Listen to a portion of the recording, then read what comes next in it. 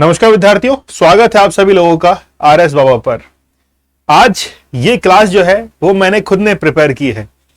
Actually में staff जो था वो छुट्टी पर था। मैंने सोचा कि यार क्लास तो लेना ही है, अपनी पंक्चुअलिटी जो है इसको कम से कम तोड़ा जाए तो ज्यादा बेहतर है, क्योंकि आज हम लोग एक नया टॉपिक शुरू करने वाले हैं एमसीक्यू के थ्रू, और वो टॉपिक है आपका industrial growth in India. Bharat के अंदर इंडस्ट्रियल ग्रोथ जो है वो कैसी रही है, ऐसे कौन कौन से एस्टेब्लिशमेंट हैं जो कि भारत के अंदर इंडस्ट्रियल ग्रोथ के लिए किए गए हैं। जैसे भारतमाला परियोजना के बारे में आप लोग को बताऊंगा कि भारतमाला परियोजना से क्या क्वेश्चन पूछा जा चुका है और उसने इंडस्ट्रियल ग्रोथ के अंदर किस तरीके से हेल्प की है। तो आज हम लोग 6 नंबर का ये सेशन लेने वाले हैं। मॉडल पेपर जो भी हम लोग कर रहे हैं ये करंट अफेयर से अपडेटेड है और ऑलरेडी किसी ना किसी एग्जाम में इसको पूछा जा चुका है। इन क्वेश्चंस को मैं ये कोशिश करूंगा कि एक भी क्वेश्चन जो है वो आप लोगों का बाहर नहीं जाए, कोशिश ये रहेगी। ठीक है, चलिए शुरुआत करते हैं आज के बहुत बेहतरीन सेशन को। हम लोग जितने भी एमसीक्यू करते हैं वो व्याख्या सहित रहते हैं। जूनियर अकाउंटेंट पेपर 2 अगर आप लोग वाकई में अच्छे से तैयारी करना चाहते हैं तो 999 के अंदर आप लोगों को 6 सब्जेक्ट जो है वो जूनियर अकाउंटेंट पेपर 2 के पढ़ाए जा रहे हैं, जिसमें आप लोगों को पीडीएफ नोट्स तो अवेलेबल होंगी ही, साथ में ही आप लोगों को टेस्ट सीरीज भी दी जाएगी पेपर 1 पेपर 2 के लिए, ताकि आप लोग अपनी तैयारी को और भी बेहतर कर पाए। तो टेस्ट सीरीज जो है इसके माध्यम से, जैसे संडे को सुबह 11 बजे टेस्ट है तो फुल डिटेल सॉल्यूशन हम लोग टेस्ट का भी देते हैं। जैसे आप लोग पेपर को सबमिट कर देते हैं उसके बाद में आपको फुल डिटेल सॉल्यूशन मिलता है, जिसके माध्यम से आप लोग ये देख पाते हैं कि वाकई में क्वेश्चंस के अंदर कहां गलती की है, आप उससे सीख भी पाएंगे। शुरुआत करते हैं हम लोग आज के बहुत बेहतरीन सेशन का। पहले क्वेश्चन से हम लोग शुरुआत करते हैं। स्पेशल इकोनॉमिक जोन SEZ की हम लोग बात करेंगे। तो SEZ जो है की नीति देश में पहली बार कब आरंभ की गई थी। क्वेश्चन काफी इंपॉर्टेंट है और 2 बार एग्जाम्स के अंदर इसको पूछा जा चुका है। तो SEZ जो है स्पेशल इकोनॉमिक जोन, बेसिकली क्या होता है कि किसी भी इंडस्ट्रियल एरिया के अंदर अगर कोई इंपोर्ट या एक्सपोर्ट करना चाहता है तो उस एरिया में, उस जोन के अंदर आपको टैक्स जो है वो कम पे करने पड़ते हैं, कुछ ड्यूटीज जो है वो फ्री होती हैं, और इसके साथ में अगर वहां पे कोई कंपनी आप स्थापित करने जा रहे हैं, कोई फैक्ट्री वगैरह, कोई इंडस्ट्री वगैरह, वहां पर सरकार की तरफ से काफी अच्छी मदद जो है वो आप लोगों को मिल जाती है।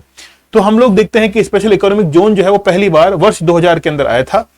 ठीक है, ये वर्ष 2000 का जो वर्ष देख रहे हैं, इस समय इंडस्ट्रियल ग्रोथ जो है, औद्योगिक विकास, वो अपने पीक पर था। तो भारत सरकार ने अप्रैल 2000 में विशेष आर्थिक क्षेत्र स्पेशल इकोनॉमिक जोन नीति जो है इसकी घोषणा की थी। यह एक शुल्क मुक्त, ध्यान रख रहे हैं आप लोग, शुल्क मुक्त होता है आर्थिक क्षेत्र है, कोई भी फीस वगैरह नहीं लगती है, जहां व्यापार संचालन तथा शुल्क एवं तटकर से काफी छूट जो है वो प्राप्त होती है। भारत सरकार के द्वारा विशेष आर्थिक क्षेत्र अधिनियम वर्ष 2005 में जो है वो पारित किया गया था और फरवरी 2006 से प्रभावी हुआ था। मतलब यहां से उसने क्वेश्चन पूछ लिया है, तो हो सकता है कि ये प्रभावी कब से हुआ, लागू कब से हुआ, एनेक्ट में कब से आया था। 2006 जो है ये प्रभावी हुआ था, आप लोग इसको जरूर याद रखिएगा। अगले क्वेश्चन की तरफ हम लोग बढ़ते हैं। आज आपको इंग्लिश का फॉर्मेट नहीं देखने को मिल रहा है, क्योंकि ये क्वेश्चन जो है वो मेरे द्वारा ही प्रिपेयर किए गए हैं। स्टाफ जो है छुट्टी पर था, इसलिए मैं जितना कर पाया उतना मैं आप लोगों के लिए लेके आया हूं। भारत में औद्योगिक उत्पादन सकल सूचकांक में 8 जो मूल उद्योग हैं, बेसिक जिसको कोर इंडस्ट्रीज हम लोग कहते हैं, सूचकांकों का संयुक्त भार जो है वो 37.90 है। निम्नलिखित में से कौन से उद्योग जो है वो बेसिकली किसमें काउंट नहीं होते हैं। पूछ रहा है कि कौन से उद्योग जो है 8 मूल उद्योगों में सम्मिलित हैं। है की बात कर रहा है, इसका मतलब है तो कौन सा नहीं है उसको निकाल दीजिए। तो सीमेंट आप लोग जानते हैं कि औद्योगिक जो है मूल उद्योग में आता है, प्राकृतिक गैस आता है, उर्वरक आता है, रिफाइनरी आता है, लेकिन वस्त्र उद्योग नहीं आता है। तो 1 2 3 4 केवल इतना ही होगा। 5 को हम लोग हटा देंगे, पर जैसे 5 को हटाएंगे तो हम लोग 50-50 वाली कंडीशन पर पहुंच जाएंगे कि आंसर या तो ये होना चाहिए या फिर ये होना चाहिए। तो दोनों में से अगर कंफर्म है तो आप लोग 1 नंबर जो ऑप्शन है सीमेंट की तरफ जाइए, और आप लोग पाएंगे कि ये कोर इंडस्ट्री में आता है, इसलिए हम लोग बी आंसर की तरफ जाएंगे। देखिए आप लोगों को यहां पर एलिमिनेशन जो है वो आपको सीखना पड़ेगा। 2 आंसर्स के अंदर आपको कंफ्यूजन है, तो हम लोग कहेंगे कि यहां पर 50% वाली कंडीशन आपके पास में हो चुकी है। ऐसे प्रश्नों को एग्जाम में छोड़ना नहीं है, बहुत अच्छे से अटेम्प्ट करना है, बहुत ध्यान से अटेम्प्ट करना है। ये बात ध्यान रखिएगा कि यहां पर 50-50 वाली कंडीशन थी, इन क्वेश्चंस को जरूर अटेम्प्ट करना है। भारत में जो है 8 उद्योग मूल उद्योग कहलाते हैं, कोर इंडस्ट्रीज हम लोग उसको कहते हैं। जैसे कच्चा तेल है, पेट्रोलियम रिफाइनरीज है, ठीक है, और उनके उत्पाद भी हैं, प्राकृतिक गैस है, उर्वरक है, कोयला है, विद्युत है ना, इलेक्ट्रिसिटी है, सीमेंट है और इस्पात है। तो हम लोग क्वेश्चन के बाद में एक्सप्लेनेशन इसलिए लेते हैं ताकि आपको क्वेश्चन से बहुत जो डायमेंशंस हैं वो क्लियर हो जाए और काफी अच्छे से आप लोगों को सीखने को मिले, ताकि उस क्वेश्चन के इर्द गिर्द अगर कोई दूसरा क्वेश्चन पूछा जा रहा है उस कंडीशन में आप लोग उसको बेहतर तरीके से अटेम्प्ट कर पाए।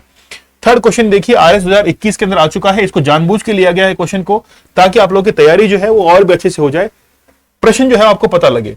औद्योगिक उत्पादन निर्देशांक, जो कि भारतीय अर्थव्यवस्था में औद्योगिक क्रियाओं का मापक है, इसमें क्या सम्मिलित नहीं किया जाता है, यह आपसे पूछा है। गैस एवं जलापूर्ति, विद्युत विनिर्माण और खनन। ठीक है, देखिए यहां पर जो है वो क्या सम्मिलित नहीं होता है। भारतीय अर्थव्यवस्था में औद्योगिक क्रियाओं का मापक है और इसमें क्या जो है वो सम्मिलित नहीं होता है। ओके, तो गैस और जलापूर्ति जो है वो इसके अंदर सम्मिलित नहीं होता है। तो आपको जो 8 कोर इंडस्ट्रीज मैंने लिखवाई हैं अभी, वो तो आप लोग को याद करनी है। ये क्वेश्चन भी आप लोगों के लिए काफी इंपॉर्टेंट बन जाता है। चलिए एक्सप्लेनेशन देखते हैं। गैस एवं जलापूर्ति को छोड़कर शेष तीनों औद्योगिक उत्पादन निर्देशांक में क्या होते हैं, शामिल होते हैं। नेक्स्ट देखिए, क्वालिटी काउंसिल ऑफ इंडिया, ठीक है, यानी कि भारतीय गुणवत्ता परिषद के संदर्भ में निम्नलिखित तथ्यों पर विचार कीजिए। क्यूसीआई का गठन भारत सरकार तथा भारतीय उद्योग द्वारा संयुक्त रूप से किया गया था। क्यूसीआई के अध्यक्ष की नियुक्ति उद्योग द्वारा सरकार को की गई संस्तुतियों पर प्रधानमंत्री द्वारा की जाती है। आप लोग को बताना है कि इसमें कौन सी स्टेटमेंट ठीक है, पहला दूसरा, दूसरा या ना तो पहला ना दूसरा। ठीक है, ये जो है ये आप लोग को ध्यान रखना है कि कौन से स्टेटमेंट जो है वो इसके अंदर ठीक है। दोनों स्टेटमेंट जो है वो इसके अंदर ठीक है ना। यहां पर है, ये दोनों स्टेटमेंट जो है वो ठीक हो जाएंगे कि क्यूसीआई का गठन भारत सरकार तथा भारतीय उद्योग द्वारा संयुक्त रूप से किया गया था। क्यूसीआई के अध्यक्ष की नियुक्ति उद्योग जो है यानी कि इंडस्ट्रीज के द्वारा सरकार को की गई संस्तुति के आधार पर प्रधानमंत्री करते हैं। तो भारत सरकार ने भारतीय गुणवत्ता जो काउंसिल है, क्यूसीआई है, इसकी स्थापना का वर्ष आप लोग याद रख लीजिए, 1997 में भारतीय उद्योगों के साथ संयुक्त रूप से की गई थी। भारतीय गुणवत्ता परिषद मतलब क्यूसीआई में भारतीय उद्योग का प्रतिनिधित्व 3 प्रमुख उद्योगों जैसे एसोचैम, ठीक है, ये उद्योग के ग्रुप हैं, ठीक है, संघ है, सीआईआई है और फिक्की है, इसके द्वारा किया गया था। यह भारतीय उत्पादों एवं सेवाओं की गुणवत्ता प्रतिस्पर्धात्मक जो है उसको बढ़ाने के उद्देश्य से अनुरूपता मूल्यांकन प्रणाली, जिसे अंतर्राष्ट्रीय स्तर पर मान्यता दी गई है, इसकी स्थापना करके देश में गुणवत्ता संबंधी अभियान को एक नीतिप्रद दिशा देता है। भारतीय गुणवत्ता परिषद 38 सदस्यों की एक परिषद द्वारा संचालित होती है। ध्यान रखना है, क्यूसीआई जो है इसके अंदर 38 मेंबर्स होते हैं, इसके द्वारा क्यूसीआई को संचालित किया जाता है, जिसमें सरकार, उद्योग तथा उपभोक्ताओं का समान प्रतिनिधित्व करती है। क्यूसीआई के अध्यक्ष की नियुक्ति उद्योग द्वारा सरकार को की गई संस्तुतियों पर जो है प्रधानमंत्री के द्वारा की जाती है।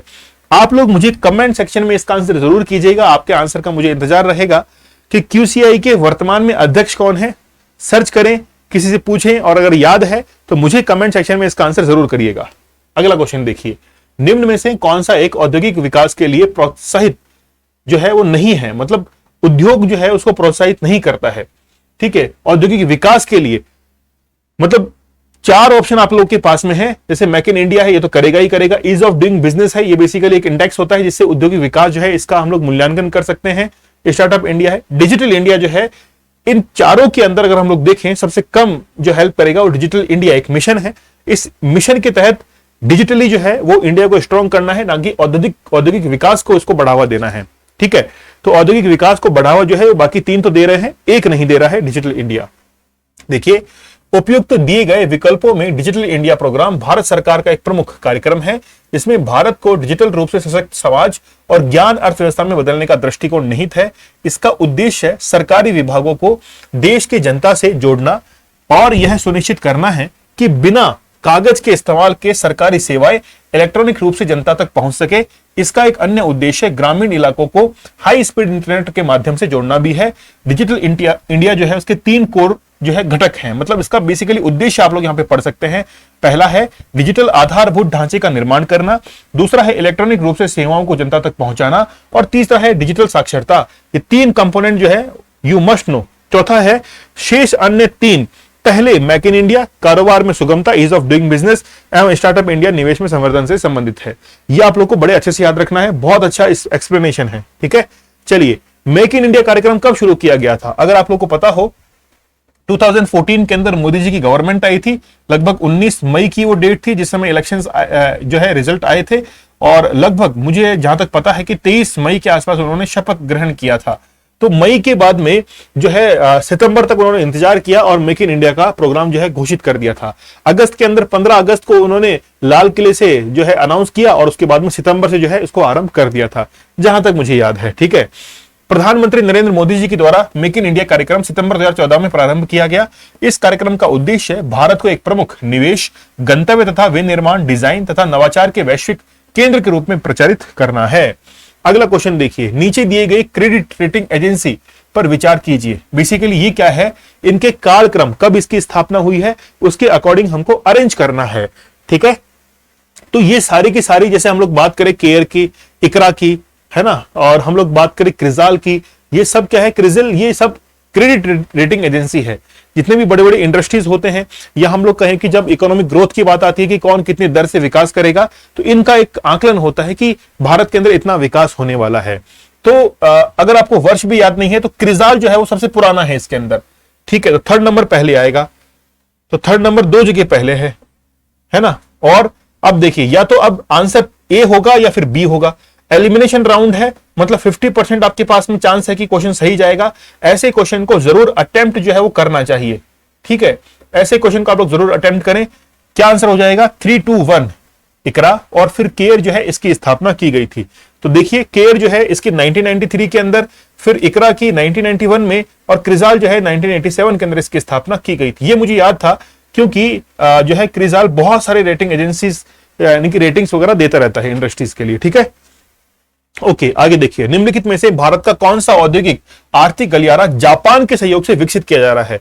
तो आप लोग को पता है कि जापान के सहयोग से दिल्ली मुंबई इंडस्ट्रियल कॉरिडोर जो है इसकी स्थापना हो रही है, और राजस्थान के अंदर लगभग 39% जो है वो इसका भाग है। कुल मिला के जो 6 राज्य हैं वहां से ये दिल्ली मुंबई इंडस्ट्रियल कॉरिडोर जो है वो गुजर रहा है। ओके, चलिए, तो भारत के दिल्ली मुंबई औद्योगिक आर्थिक गलियारा जापान के सहयोग से विकसित किया जा रहा है। भारत और जापान सरकार के मध्य वर्ष 2006 में समझौता हुआ था। ये वर्ष जो है वो आप लोग को याद रखना है। दिल्ली मुंबई इंडस्ट्रियल कॉरिडोर के लिए जब समझौता एमओयू पर साइन हुए थे तो वो 2006 का वर्ष था। नवा क्वेश्चन देखिए, भारतमाला परियोजना से भारत का निम्न में से कौन सा इंफ्रास्ट्रक्चर क्षेत्र संबंधित है। दूरसंचार, रेलवे, सड़क इंफ्रास्ट्रक्चर, बंदरगाह। ये क्वेश्चन बड़ा इजी है, लेकिन कई बार विद्यार्थी ऐसे इजी क्वेश्चन को भी गलत कर देते हैं। कारण क्या है, या तो आप लोग कह सकते हैं कि विद्यार्थी बड़ा जो है वो जल्दबाजी में रहता है, सोचता है, ज्यादा दिमाग लगा देता है, इसलिए वो 4th नंबर पर क्लिक कर देता है। ठीक है, लेकिन करेक्ट आंसर क्या होगा, सड़क जो है इनका विकास करना है। भारतमाला मतलब एक माला पहनानी है, किसको, भारत को, और माला जब पहनाई जाएगी तो माला तो पूरी की पूरी गोल होगी। अब बंदरगाह तो हमारे इस तरफ है ना, जो है पश्चिमी तट, पूर्वी तट, बंदरगाह तो इस तरफ है। अब माला कैसे पहनाएंगे, तो सड़क के माध्यम से जो है बंदरगाहों का विकास करना, बंदरगाहों से जोड़ना, और उत्तरी भारत के अंदर सड़कों का विकास करना, ये तमाम पूरी की पूरी सड़कें जो है विकसित करना सड़क के अंतर्गत आता है। तो भारतमाला परियोजना सड़क आधारभूत परियोजना की एक अम्ब्रेला परियोजना है, जो आर्थिक गलियारा, सीमा और अंतरराष्ट्रीय संपर्क, रोड, तटीय और बंदरगाह संपर्क, सड़क, एक्सप्रेसवे आदि जो है इसके इंफ्रास्ट्रक्चर को सुधारना और बनाने के लिए भारतमाला परियोजना चलाई गई है। अंतिम प्रश्न देखिए, सीएसआर की बात की गई है। आप लोग इस बार एग्जाम में जरूर देखेंगे, जूनियर अकाउंटेंट के, है ना, या फिर आरएस के एग्जाम में आप लोग देखेंगे, सीएसआर से एक क्वेश्चन लाजमी है, बनेगा इस बार। ठीक है, तो कंपनी एक्ट 2014 ने सीएसआर को अनिवार्य बना दिया था। इसके अंतर्गत आने वाली कंपनियों को अपने वार्षिक शुद्ध लाभ का 1%, कितना है लिखा हुआ है, 1% जो है वो गतिविधियों में व्यय करना होगा। तो ये गलत हमको लग रहा है, ये दूसरा तो बिल्कुल गलत है ना। और जो है अनिवार्य बना दिया गया था कंपनी एक्ट 2014 के तहत, नहीं, ये भी गलत है। ना तो 1 और ना ही 2 जो है वो इसमें सही है। ध्यान रखना, जो भी तैयारी करने वाले विद्यार्थी हैं आरएस के, जूनियर अकाउंटेंट की, यूपी पीसीएस के पेपर जो है आप लोग जरूर निकाल के जाइएगा। जो क्वेश्चंस हैं पहले के इकोनॉमिक्स के, उसको जरूर निकाल के जाइएगा। ठीक है, सैद्धांतिक तौर पर सीएसआर जो है इसका अर्थ है सामाजिक जिम्मेदारी को निभाते हुए कारोबार करना, न कि समाज पर उपकार करना। कॉर्पोरेट सामाजिक उत्तरदायित्व कॉर्पोरेट शासन का वह प्रारूप है जिसमें प्रक्रियाओं व प्रणालियों का ऐसा समूह स्वीकार किया जाता है जिसके तहत किसी उपक्रम या कंपनी का संचालन कंपनी के शेयर धारकों, कर्मचारियों या कंपनी के उपभोक्ताओं के हित में निहित हो। कंपनी अधिनियम 2013 भारत में कॉर्पोरेट शासन का आधार देता है। सीएसआर गतिविधियों पर कंपनी द्वारा पिछले 3 साल के औसत शुद्ध लाभ का लगभग 2% जो है वो खर्च करने की बात की गई है, ना कि 1%। कंपनी अधिनियम जो है उसकी धारा 135 कंपनी द्वारा सीएसआर की दिशा में गतिविधियों से संबंधित है।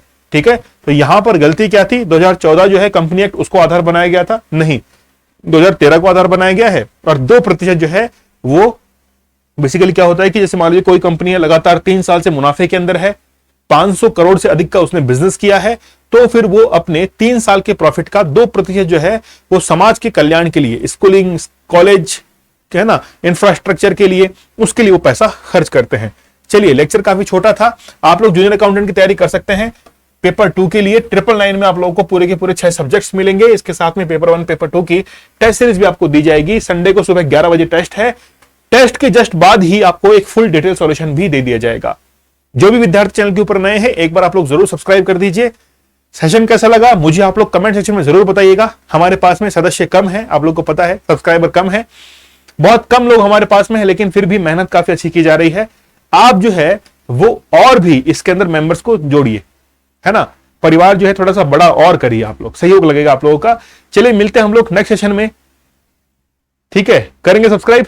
चलिए तो मिलते हैं नेक्स्ट सेशन में, तब तक धन्यवाद, थैंक यू, जय हिंद।